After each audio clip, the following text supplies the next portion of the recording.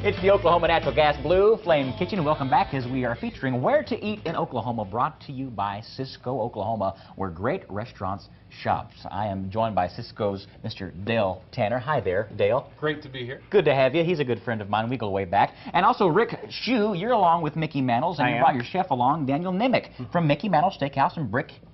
Glad to have you guys, because this is the place to go when it comes to excellent dining. Thank you. And for years, we'll get into the history, we'll get into where you can actually interact with happy hour in just a moment. But first of all, we're talking about a 30-ounce Wagyu tomahawk. Correct. Oh, and that's why it's called a tomahawk, because it looks like. Would you look at that meat? Can we get a shot of the meat, boys? What goodness. And Cisco, Oklahoma provides meat like this for you guys, and that's a hunk of it. It sure do. My goodness. And why is it wrapped up? Tell us.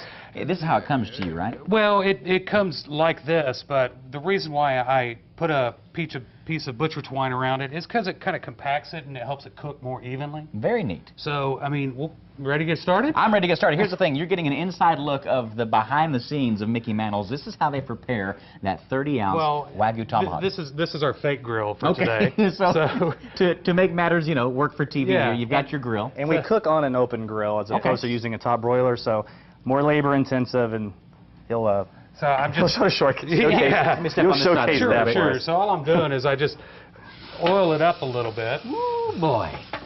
Getting that as hot as possible. Okay. A little salt.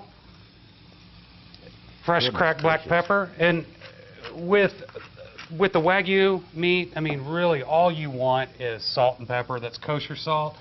That's going to add just an accompaniment of flavor. You don't really want to, you don't want to marinate it. You don't want to sit there and mask the flavor of that the natural steak. Flavors come out. Right. So what about the Wagyu steak and this cut here makes it so flavorful on its own? Well, because it's a Japanese beef. Oh. This actually is Australian. What they did is they imported the Japanese beef and the breed. And you can hear it sizzling. Beautiful. And they do the exact same thing in Australia that they do in Japan. They feed it with the sake and the corn and little soy sauce. It. And ladies massage it and sing to it at night. And lullabies. And my goodness, no wonder it's so ready to go by the time you have it out. Goodness gracious. All right, so what I'm going to have you do, please let me help. If you don't mind, right here we're going to do a port wine. Okay, port wine. Veal demi. Okay. So here's our port wine and our sauce. Nice. We're going to turn this up. You know, sometimes I cook with wine and sometimes I put it in the food. Yeah, there you go. There you go. Take as much as you like. Thank you. So we got the port wine in there, and this is just a veal demi. We're going to mix that in there as well. Now, say that again. A veal what? A demi. Now, what does that entail? A veal demi it's a veal stock. Okay. That's reduced all the way down to where you saw how thick it is. Yes. To where basically you're just concentrating all those flavors. Yeah. So that's going to reduce down. Incredible. This is explaining a lot. I've been to Mickey Mantle's many times, and this is explaining a lot of why it's just so good. Well, everything is great. Yeah, exactly. Next time your server goes into it, just say, I got it.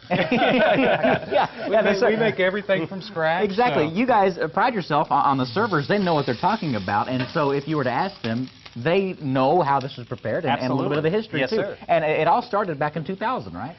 Actually, it all started in the 90s. Oh, really? In the state of Texas. And Texas, where Kirby Steakhouse and the Mantle sons were regulars of ours. And yeah, they wanted us to bring, we wanted to take a Kirby's to Oklahoma City. They wanted us to do something with their father's name, so we just did a hybrid to honor Mickey Mantle. Yeah. And we're number 7 Mickey Mantle Drive. We're across the street from a minor league ballpark with his statue. Right outside. The stars not have aligned any better for that. I mean, it's perfect. It's a beautiful thing. Yeah, you mentioned it. It's been in Oklahoma City since 2000. Yes, sir. I can't believe that. I feel like it's been there for much longer because it's just it suddenly became a tradition of Bricktown to enjoy Mickey Mantle's. Yes, sir. How cool is that? And it's been one of the longer standing restaurants there. I mean, we were talking beforehand about all the places that have changed hands down on that little Bricktown area since then. I mean, it's quite a tradition, like you say it is. We're honored. We're happy to be a part of Oklahoma City. Well, guys, we're going to keep this going here. We've got to take a quick break. When we come back, we're going to complete this dish, and it's just getting better as we move along here with